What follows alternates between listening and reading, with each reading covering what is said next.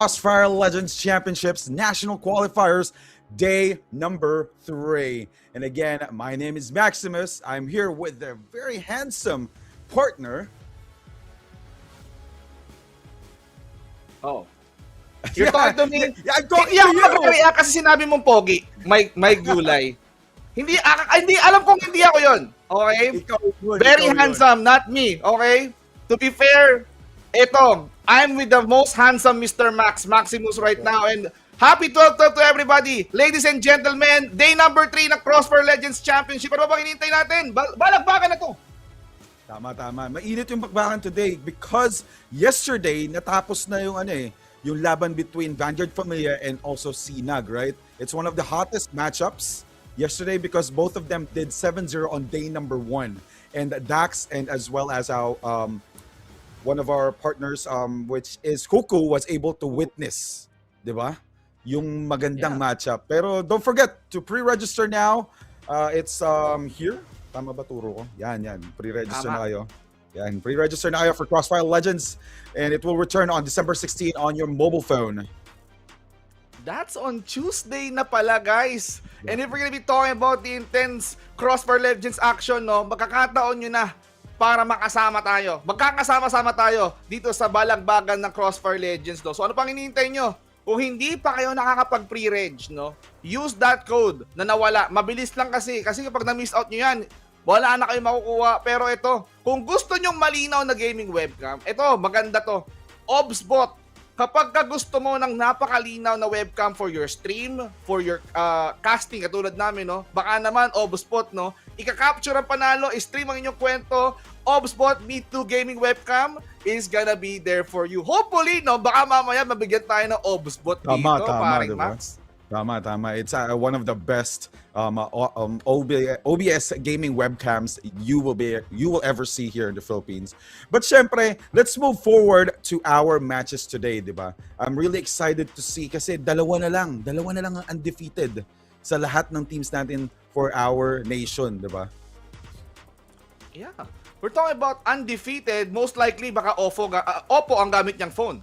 We're talking about Oppo A6 Pro Series. OA sa lakas, galing, tibay at bilis. So kanina, you're talking about those top 2 unbeaten teams, no? Paring Max. Pero most likely, baka mamaya ang gamit na lang device is Oppo. Kaya walang duda, kung gusto nyo rin bang maging malakas, available na to sa kahit na anong stores nationwide. Tama. Napakaganda ba naman ng Oppo eh. Even me personally, I actually use it, diba? So it really fits if you will play Crossfire Legends in Oppo. So don't forget to try it out. Nako. Going back to your point, eto, aside from that dominating teams, malay mo, baka magkaroon tayo ng milyonaryo dito. Kasi we're talking about the 3-minute challenge in December 20 sa Ayala, no? So that's next week, Saturday, rather, no? Para makasali, you just have to scan the QR code. Kita-kits tayo sa Ayala. Pupunta ka ba? Siyempre. Miss out ba tayo? Diba? Napakaganda ng event niyan sa One Ayala. Don't forget, screenshot nyo na rin para yung mga kaibigan nyo, matry na rin gamitin tong QR code and wala namang mawawala, diba? Get the chance to win 1 million pesos on December 20. Ang sarap. Ako, matanong lang, no? Anong gagawin mo kapag ikaw ang nanalo ng 1 milyon? Siyempre, malilibre ko mga co-casters ko, number 1. O, diba? Sana, di ba? Manalo tayo. Ikaw, anong gagawin mo? I felt flattered, no? 1 million pa lang yan. Pero we're talking about $24,600 at stake. Yung roadmap natin dito, paring Max, no? Umabot tayo, or nagsimula to nung November Open Qualifiers. Ito na, yung top 6 teams na babalagbagan na to. And we have different regions as well. Philippines, Malaysia, Indonesia, and Thailand. Yung 6 na yan, na teams na yan, nagpapagalingan sa group stage kung saan ang top 4 next week. Next week na kagad, no? Yes. Magbabalagbagan kasi yung top 2 doon, magka-qualify for the SEA Championship. That's right. And that will be, Indonesia and also Malaysia will be on the 20th. And Philippines and Thailand will be on the 21st. And syempre nagtataka yung iba, saan to gaganapin? Like what we mentioned earlier, it will happen in One Ayala for next week. Next week agad to. Excited na nga ako eh. Ang saya nito, guys. Kala ko 1 million challenge lang magaganap dito, no? Pero, if we're gonna be talking about the roadmap of the tournament, no? We're currently in the national qualifiers kung saan, eto na nga yung 6 teams, round robin, Philippines tayo magfo-focus ngayon, tapos yung top 4, yan, kapag sino yung top 4 dito sa group stages na to, they would be advancing doon sa ating tinatawag na national qualifier final kung saan, nasabi mo na kanina, it's gonna be next week, December 20, December 21st. So, sa atin, December 21st yan, 4 na teams. Yeah. Kailangan mo lang naman siguro makatop to dyan. Pero kung champion ka, malaking prize pool makukuha mo. That's right. That's right. So also after that, we will the top 2 teams for each region will proceed to the group stage on January 7th to February 1st. Ito na yung bakbakan with Vietnamese teams. So PH, Indonesia, Thailand, Malaysia, and Vietnam will battle it out to move forward to the semifinals. 4 teams lang. 4 teams lang for the semifinals, and grand finals will be 2 teams. And I'm really excited. Hopefully, Philippines will be able to represent us. And now we're going to talk about the teams, right? Yeah. Speaking of which, di ba, marami to eh. Marami tayong kalahok dito. 6 teams for different regions. Let's focus on our teams. Phantom Troupe, Umbral Corvus, Vanguard Pamilya, Sinag, Sandwest Gambit, and Kadiliman. Most likely 6 teams, 3 matches every day kasi lahat yan makakatapat-tapat. But on different regions, paring Max, sinong napupulsuhan mo dyan? Nakita na naman natin sa post, siyempre Kadiliman. Even though na medyo natalo Kadiliman yesterday because of the beautiful match in between Vanguard Pamilya and Kadiliman, let's hope that they will be able to catch up for our game number 3 for today. But let's talk about game number 1, Sinag versus Phantom Troupe. Like what we saw earlier, for the past few days, Phantom Troupe is not really doing really well sa mga games nila. Pero this might be the chance to do a huge comeback. But let's not forget, Team Sinag, sobrang ganda ng gameplay nila for the past few days. And they're at 2-0. Vince, 2-0 na sila. And hopefully, they will be able to continue their reign. But, I still want to see more action from Phantom Troupe as well. I love it. Rain. Ngayon, medyo maulan ngayon eh. Matik yan. Pero ang Sinag, walang duda, they're shining here in the group stages. So, walang duda yan. If ever na maganda pa rin ang performance ng Sinag for this matchup, no? Up against Phantom Troupe, walang duda, they'll be unbeaten, 3-0 record. So maganda na yan. Statistically speaking, out of the 5 matches, meron ka na 3. So, kailangan mo na protektahan yung lead na yan. But for Phantom Troupe, I suggest they have to win this one. Bakit? Because they already lost 2 matches yesterday as a day number 1. If they manage to at least surprise us, upset Sinag on this day alone, that will be a shocker to each and everyone. Magugulat ang buong Pilipinas kapag ganyan. Phantom Troupe, mukhang ito na pagkakataon nila. If you wanted to pull up a surprise tactic, do it now.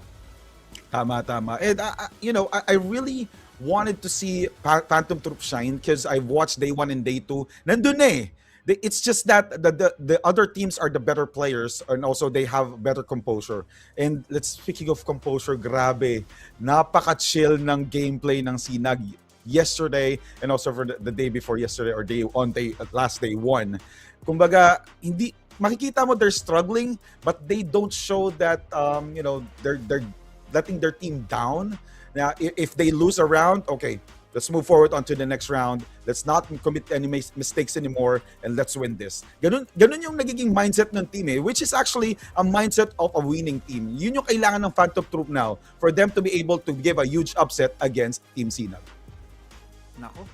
Speaking of Sinag, they have to be prepared dahil an individual player named AGZ. Yan. Kasi EEZ yan eh. Siya ngayon, statistically speaking, ang may pinakamataas na firepower in regards to the team. Based on his 2 previous matches, no? Wag pa natin natagalin pa. Round number 1 na to, Max. Alright, and we're seeing Steezy versus Lexus. Actually, yung Team Sinag dito, medyo maganda yung gameplay from the past few days. They're just waiting for the right moment at the right time for their opponent to commit any mistakes on trying to push against them. So as we can see, both teams are waiting for the right moment. 43 seconds on the clock. M4 being used. there are some utilities that are being expended here. And there you go! First kill from Kenan Steezy with a double against JC and also Zygor. So we still have one player left here, which is Marvs from the attacker side. And Steezy with a huge upset. Sobrang bilis ang pangyayari. Nagulat ako. Bakbakan agad for round number 1. Well, ito yung kagandahan sa Crossfire Legends, guys. Kaya kung hindi pa kayo nakapag-pre-register, alam mo ba hinihintay nyo? Kasi we're talking about fast-paced FPS mobile action. Tingnan nyo, ang bilis lang ng round natin. Kahit yung mga players, kahit nga si Paring Max, kahit ako nagulat.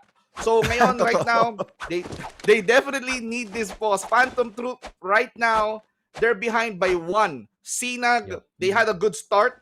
Flawless, walang napuruan sa kanila. But can they carry over the momentum?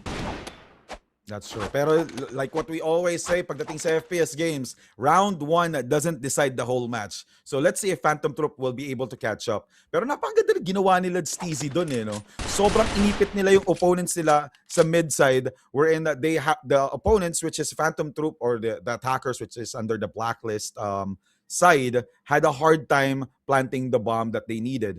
So napakaganda nung play style na ginawa ni Jerks and Steezy. Both players was able to secure both sides ng kanilang visions. So they were able to translate at least 3 or 4 kills in one area.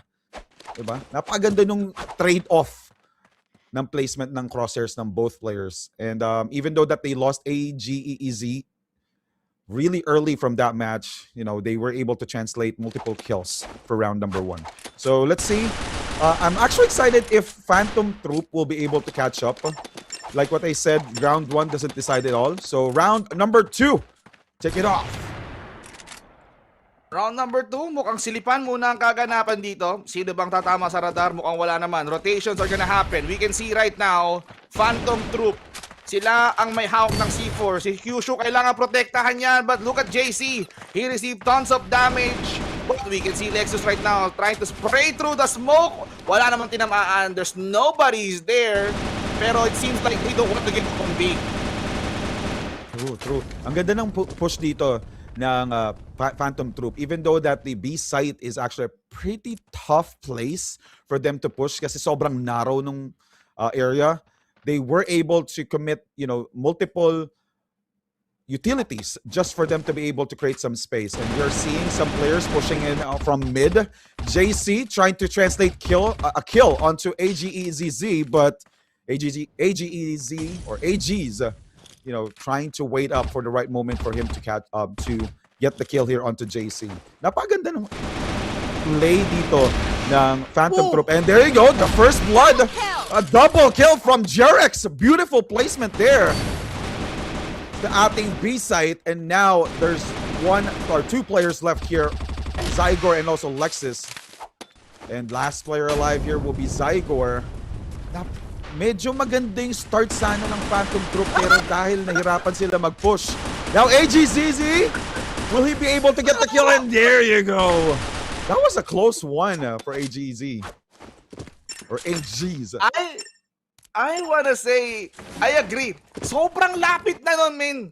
Pinengpeng na ni Zygor, harap-harapan. Sinasayawan siya ni AGC. AGs. O mamaya, malalaman natin kung ano ba tamang pronunciation dyan. But here we go, number 3. AGZ, AGs. Kung sino ka man, pero he got the final moment on that last round. Round number 3, we're talking about this, pero may tumalon at mukhang ito si JX. Nakuha niya first kill. Napakaganda ng pagka-rotate niya doon. Hindi siya napansin ni JC. And now they're trying to apply more pressure. They're getting squeezed in. May 2 flanks and there you go. Really quick for that round number 3. SINAG on the lead with 3-0 against Phantom Troupe. No more economy here for the Phantom Troupe, so mahirapan talaga yung Phantom Troupe dito. All right, round number 4. Boss Vince, do you think Phantom Troupe will still catch up? They need to. But wow, Zygor did manage to pick up Steezy. Nanakdaw ng isa, pero grabe yung kasunod. Bumawi kay Kyushu na makakaulit. Ito na nga. 3, 4 ang nawala on the side of Phantom Troupe. Ibig Phantom Phantom at mukhang ito na ang Sinag talagang kumikinang 4 rounds straight. Grabe, napakaganda ng push nun ng Sinag. Ito na yung ito na yung momentum ng Sinag eh. Medyo naging super or hyper confident na sila for this rounds because regardless of what playstyle they're doing, it's working. So now, as you can see, checking on the map, Kenan trying to push in, but Kenan goes down by the hands of Zygor. Pero meron ding trade-off galing kay Fist. Now, Jerex gets the kill onto Marvs. 3 players left here, and now it's a 2v3. Will Phantom Troupe do this? No! Jerex was able to get the double on mid side, and now we're seeing one player left here versus JC. He wasn't able to see his opponent yet, and now the final moments for Phantom Troupe for that round is really, really harsh, if you're gonna ask me. Wow. 4 consecutive MVPs of that round. Jerex is continuing to shine through. Grabe, tumikinang. Talagang eto na. Kailangan bumawi talaga ng Phantom Troupe dito. How can they outshine Sinag? At mukhang humilera, Kyushu and Tiger down sa kamay ni Fist. Hindi nga siya gumagamit ng kamao, pero grabe yung knockout punch. Double kill. Apakaganda ng push niya dun ha. He was able to translate 3, if I'm not mistaken, 3 kills before he went down. And now you're seeing Lexus. This is he's trying to delay the inevitable here. Mag-isa na lang siya and now he goes down. Sino na naman ang MVP for this round? I think for Sinag, it doesn't matter. Kasi ang pinakamahalaga sa kanila at this rate is to win this match point. Tama, Switch side na to, hopefully Global Risk can somehow prevent. Mapigilan sana nila yung pag-arangkada ng Sinag. Sinag has the C4, but what can they do with that? Now we're seeing Sinag really aggressive here. First blood goes to Jerex, getting the kill on Lexus with that AK-47. And there's also a follow-up here from Kenan. What a beautiful shot there. But unfortunately, maganda yung trade-off ng Sinag dito. Even though that they had a hard time against that sniper, they were able to do a trade-off. And now we're seeing last player alive will be Zygor. Goes down by the hands of the whole team of Sinag. Napakabilis ng round 1 ng game number 1. Sinag just won game number 1 for today, putting their lead onto 3-0 for this series. Sinag, undoubtedly, they had the best record as we speak. 3-0, unbeaten for 3 days. Meron pa silang dalawang hindi nakakatapat. But most likely, how will Sinag continues to protect that streak? That's the question. But for Phantom Troupe, kailangan talaga nilang bumawi dito. Phantom Troupe, they have last 2 setups kasi ang kakalaban ng Phantom Troupe sa susunod na araw tomorrow will be GT or Sidequest Gambit, tapos yung pang Sunday nila will be Kadiliman. So medyo magsa-struggle sila, I must say, but hopefully they could do their absolute best. For Sinag, protect the lead na lang talaga at all cost. That's true, that's true. So most probably because of what of the performance that they did today, pasok na siguro sila eh. Feeling ko lang pasok na sila since even though that they lose tomorrow, their standing will be at 3-1 and there will be top 4 teams naman na mag-move forward sa ating national final. So great job here for Team Sinag. Napakalupit, napakaganda ng playstyle nyo. Meron kayong playstyle na sobrang chill lang, meron ding hyper-aggressive. Di ba? Nung nakuha nila yung composure and also the momentum for after 5 rounds, dire-diretso na sila. Lagi nang may flank, na iniipit na nila yung whole team just to make sure that they will be able to secure each round after that. So, congratulations to Team Sinag. Grabe yung snowball, grabe yung momentum. Sinag continues to shine all throughout this Crossfire Legends SEA Championship Philippine qualifiers, no? Hopefully, ayan, yung mga ibang teams natin, Phantom Troupe, medyo challenging kasi dalawang invited teams yung makakalaban nila sa weekend. Pero what's done, it's done. Sinag now is on top. But the question is, yung susunod na matchup kaya natin would be on that kind of level. Kasi we're talking about Vanguard Familia up next, up against another invited teams, which is yung Sidequest Gambit. Yun nga eh, napaganda rin naman ng playstyle ng Sidequest Gambit. But let's not forget, Vanguard Familia did a huge upset against Team Kadiliman yesterday. And you know naman, Kadiliman is actually a well-known team. Also, the players there are also well-known players. And this is gonna be a pretty interesting match between Sidequest Gambit and also Vanguard Familia. Since both teams, I also watched the game from Vanguard Familia and also the Gambit. Both of them are actually doing well since day 1 and also day 2. So ngayon malalaman natin if they will, or Gambit will be able to, shut down that win streak from Vanguard Familia, or will Vanguard Familia also continue the reign to 3-0? So they will be up against tomorrow with Team Sinag. Nako, speaking of which, yan, of course, yung Vanguard Familia, shout out, yan si South. Nakita ko palagi nagpo-post yan sa community, no? Kaya kung gusto nyo makasama sa community natin, guys, ayan, no? Ito na yung QR, guys. Mamaya, mawawala na naman yan. Kapag hindi kayo nakapag-pre-register, naku po, you missed out. Way too much. So, ladies and gentlemen, this has been your match number 1 for today. I am very, very much excited on how things will happen on the next matchup. Pero, Sinag for sure, they have been on top. Phantom Troupe, kumbaga sila yung nasa taas, yung Sinag yung nasa taas, Phantom Troupe, they had a lot of catching up to do. So, this might be very, very tricky, very, very challenging for them. But tingnan natin kung sino nga ba yung marami ang napitik. Uy, grabe naman, napakalupit. Napakadaming kills ni Jerks here for this match. Even though Zyger is actually the team MVP from Phantom Troupe, pero ang lupit din ni Fist. He was able to catch up with 10 kills. So tingin mo sino yung MVP dito para saan? Jerix dati.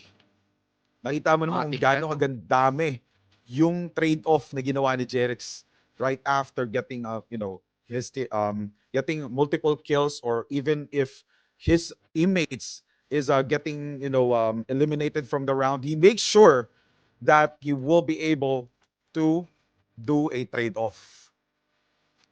Nako, tingnan natin kung si Jerix nga ba talaga. Pero walang duda, nag-agree ang mga between at ang araw. Kasi tingnan mo naman, KDA pa lang, 14 kills, 3 assists, 2 beses lang siya bumulagta all throughout. ADR accumulating a total of 217. May headshot siyang isa, at yung damage na nabigay niya sa kalaban will be around 1.5k.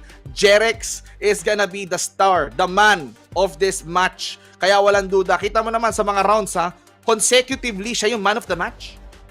Tama. And also, let's not forget the utilities na ginamit niya for all throughout the game. On point.